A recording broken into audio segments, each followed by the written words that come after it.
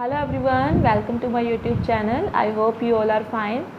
And students, as we discuss our second chapter of physics, magnetic effects of current, and we discuss up to the electric motor, that is also called DC motor, and it works on the principle Fleming left hand rule. And now we discuss the next topic, that is electromagnetic induction. And students, this topic is most important and very interesting topic. Electromagnetic induction, देखो पहले हम इसका basic meaning समझ लेते हैं क्या है। Induction का मीनिंग क्या होता है? जनरेट करना। इंडक्शन मीन्स जनरेट करना। दिस इज लाइट, जनरेट करना। ओके, इंडक्शन का मीनिंग क्या है? जनरेट करना। तो यहाँ पर जो जनरेट करेंगे, किसको जनरेट करना है भाई? इलेक्ट्रिक करंट को जनरेट करना है। किसकी हेल्प से? मैग्नेट की हेल्प से। अब आप कहोगे मैम ये तो गड़बड़ हो गई कि मैग्नेट की हेल्प से हम इलेक्ट्रिसिटी जनरेट कैसे करेंगे। देखो स्टूडेंट्स, अब तक हमने क्या किया था, सपोज हमारे पास एक वायर है, उस वायर में से करंट पास आउट हो रहा है। हमने क्या कहा था कि उस वायर के अराउंड एक ऐसा फील्ड बन जाएगा, जो भी मतलब इस वायर के पास जाएगा ये उसको अपनी तरफ अट्रैक्ट कर लेगा। दैट मीन्स उसके अराउंड एक ऐसा फील्ड बन गया। उस फील्ड को क्या बोलेंगे? मैग्नेटिक फील्ड बोलते थे। याद है आपको? ठीक है, उस फील्ड को हम क्या बोलते थे?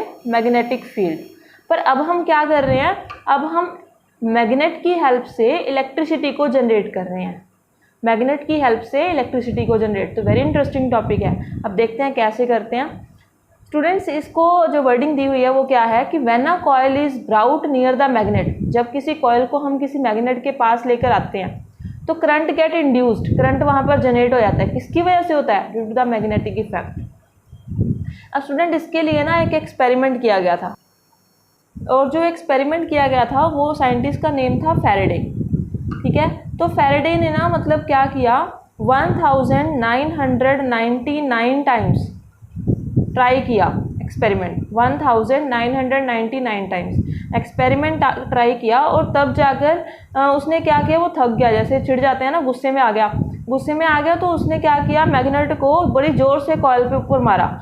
जब मैग्नेट को उसने बहुत ज़ोर से कॉइल के ऊपर मारा, यानी कि 10,000 टाइम में, ठीक है, तो क्या होता है वहाँ पर, जो मतलब कि कॉइल है उसमें क्या जनरेट हो जाएगा? करंट। उसमें जनरेट हो जाता है करंट। तो वो अपने एक्सपेरिमेंट में सक्सेसफुल हो जाता है, यानी कि उसने ट्राई किया था कि वो मैग्नेट की हेल्प से क्या जनरेट करे? Electric current. और वो 10,000 टाइम में जाकर इस चीज़ में सफल हुआ था, उसने सक्सेस ली थी। तो अब उसका एक्सपेरिमेंट क्या था, जानने में बहुत ज़्यादा वो क्या लग रहा है? इंटरेस्टिंग लग रहा है ना। तो आइए देखते हैं कि एक्सपेरिमेंट उसने कैसे परफॉर्म किया। फर्स्टली उसने क्या देखा कि मैं क्या करता हूँ, मैं बार मैग्नेट को मैं मतलब क्या रखता हूँ? स्टेशनरी। देखो वी उसकी क्या है?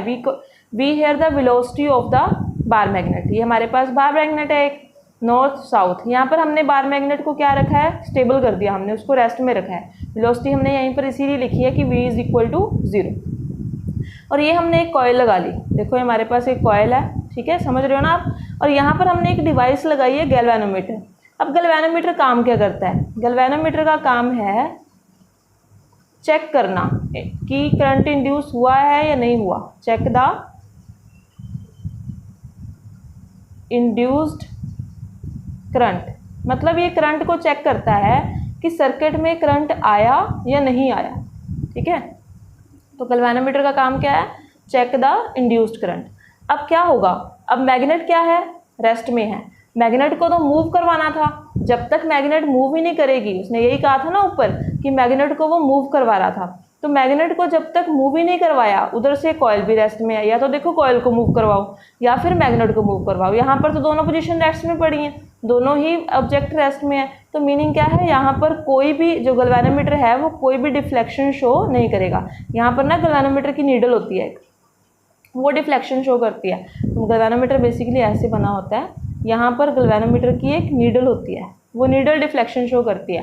अगर यहाँ पर करंट इंड्यूस ही नहीं हुआ मैग्नेट की वजह से, तो गैल्वेनोमीटर की नीडल डिफ्लेक्शन शो ही नहीं करेगी। दैट मीन्स, और गैल्वेनोमीटर की डिफ्लेक्शन ना शो करना क्या बताता है हमें? कि सर्किट में करंट आया ही नहीं है। ठीक है, तो फर्स्ट केस में देखिए क्या लिखा है, when the bar magnet is at rest. उसने फर्स्ट जो ट्राई किया था उसमें क्या किया कि बार मैग्नेट जो है उसको रेस्ट में रख दिया with respect to coil, then the galvanometer attach to the coil shows no deflection. देखो उसने कोई रिफ्लेक्शन नहीं दी, वो 0 पर ही है। Hence reading of galvanometer is 0, इसलिए जो गैल्वेनोमीटर की रीडिंग है वो क्या आई, 0 आ गई। तो अब उसने क्या कहा कि चलो मैं एक सेकंड वे से ट्राई करके देखता हूँ। सेकंड केस में देखो क्या किया उसने ना, मैग्नेट को मूव करवा दिया किसी वेलोसिटी से v से, ठीक है। अब मैग्नेट क्या कर रही है, कॉइल के टुवर्ड मूव कर रही है। तो क्या देखा गया, जब मैग्नेट उसको वो कॉइल के पास लेकर आता है, ऐसे मूव करवाता है उसको, तो क्या देखता है कि उसमें ना करंट जनरेट होना शुरू हो जाता है। मतलब कि गैल्वेनोमीटर की जो नीडल है वो जो 0 पर थी वो अब क्या देने शुरू कर दी, डिफ्लेक्शन। तो यहाँ पर गैल्वेनोमीटर की नीडल जो है वो क्या देना शुरू कर देगी, डिफ्लेक्शन देना शुरू कर रही है। दैट मीन्स जो गैल्वेनोमीटर की नीडल है वो ऐसे डिफ्लेक्शन शो कर रही है, देखो इस तरह, ठीक है। गैल्वेनोमीटर की नीडल जो है वो इस तरफ डिफ्लेक्शन शो कर रही है, ठीक है।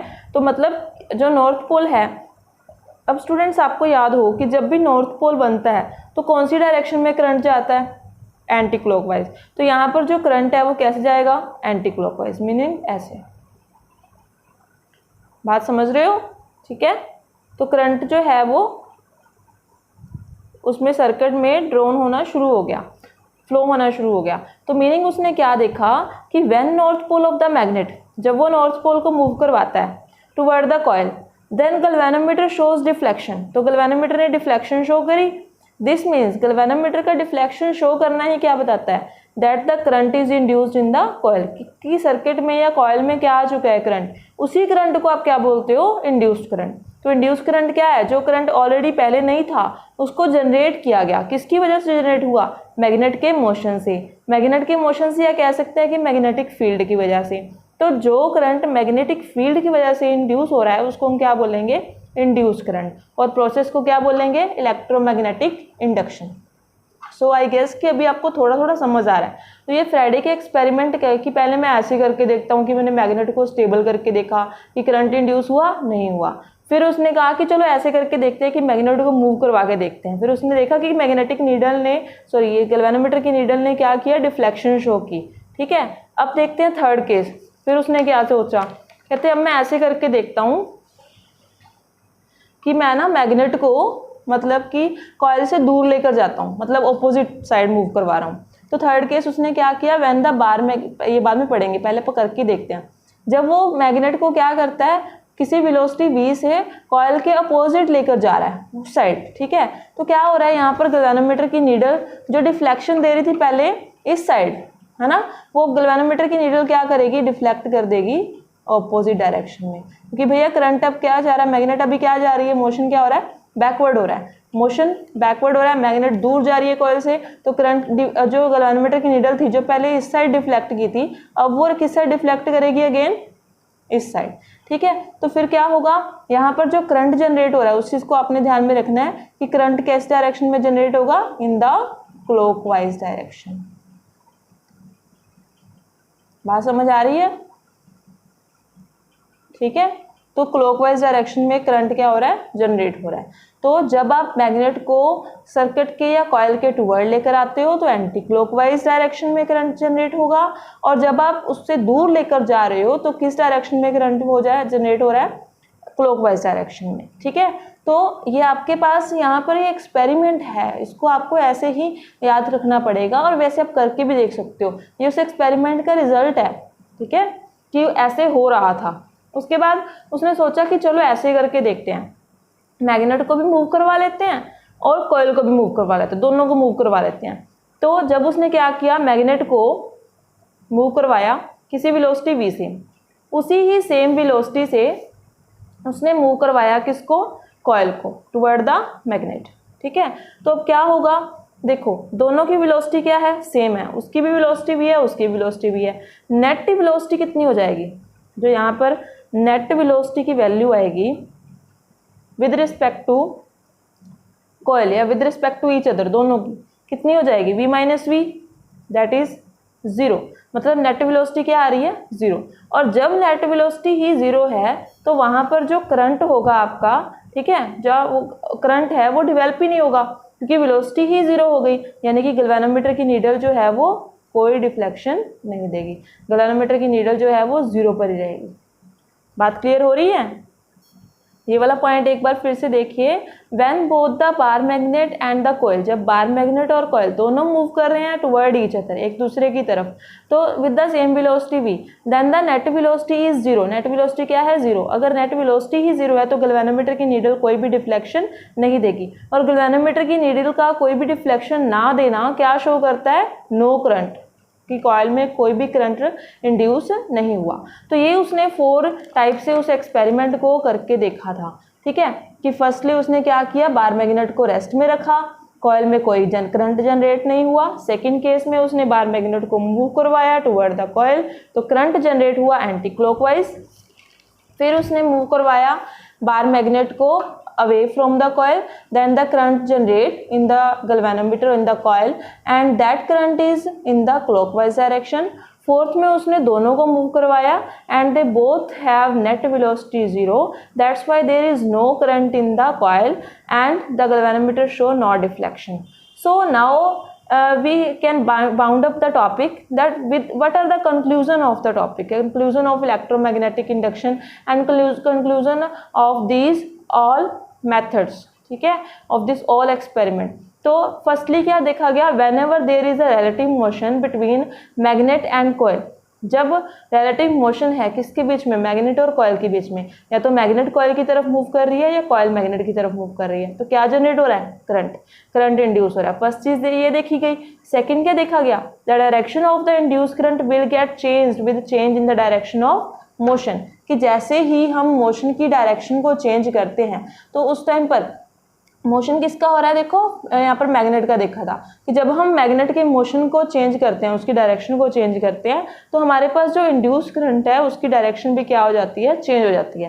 लाइक आपने देखा था ना कि जब हम क्या कर रहे हैं, मैग्नेट को टुवर्ड लेकर आ रहे हैं तो करंट जा रहा था एंटी क्लॉकवाइज, और जब हम मैग्नेट को अवे लेकर गए थे तो करंट जा रहा है क्लॉकवाइज। तो करंट की डायरेक्शन चेंज कर रही है with the motion of the magnetic field या with the motion of the magnet. Third thing noticed की गई that there is no induce current when relative motion is zero, ये वाला फोर्थ वाला केस, कि जब रिलेटिव मोशन या हम कहेंगे नेट वेलोसिटी ही जीरो आ रही है, then there will be no deflection in the galvanometer and there will be no current in the coil, ठीक है, यही लिखा हुआ है, देखो there is no induce current when relative motion is zero. And the last conclusion point is that with increase in velocity, अगर हम velocity को इंक्रीज कर देते हैं तो इंड्यूस करंट की अमाउंट भी क्या करेगी, इंक्रीज कर जाएगी, बिल्कुल करेगी। अगर आप क्या करते हो, इस मैग्नेट की वेलोसिटी को इंक्रीज कर देते हो, मैग्नेट फटाफट अंदर जा रही है, बाहर आ रही है ना, तो क्या हो रहा है कि यहाँ पर जो इंड्यूस करंट, जो करंट इंड्यूस हुआ है वो उसकी अमाउंट भी क्या कर जाएगी, इंक्रीज कर जाएगी। तो ये था स्टूडेंट्स हमारा इलेक्ट्रोमैग्नेटिक इंडक्शन, ठीक है। तो ये टॉपिक आपका लास्ट टॉपिक है इस चैप्टर में, क्योंकि हमने फ्लेमिंग राइट हैंड रूल पहले ही ऑलरेडी कर रखा है, और जो उसके बाद था डीसी जनरेटर, एसी जनरेटर, वो इस बार आपका सीबीएसई ने क्या कर दिया है, रिड्यूस कर दिया है टॉपिक, ठीक है। तो वो डिलीटेड टॉपिक है तो वो हम नहीं करेंगे। तो नेक्स्ट जो है हम स्टार्ट कर लेंगे, हमारा नेक्स्ट जो चैप्टर है वो I will check that what chapter in your syllabus, then we will start further, okay. And if there is any doubt regarding this topic and regarding the previous topics, then you can comment me in the comment box, okay. And हर बार की तरह कि अगर आपको video अच्छी लगी है तो लाइक जरूर करें, चैनल को सब्सक्राइब करें, चैनल को सब्सक्राइब करना ना भूला करें, क्योंकि जो भी उसके रिलेटेड आपकी इन्फॉर्मेशन होती है, लाइक जो भी आपके लेक्चर्स हैं, ताकि वो आपको टाइम टू टाइम मिलते रहें, ओके। एंड वीडियो को शेयर भी करें, okay. Thank you, have a nice day.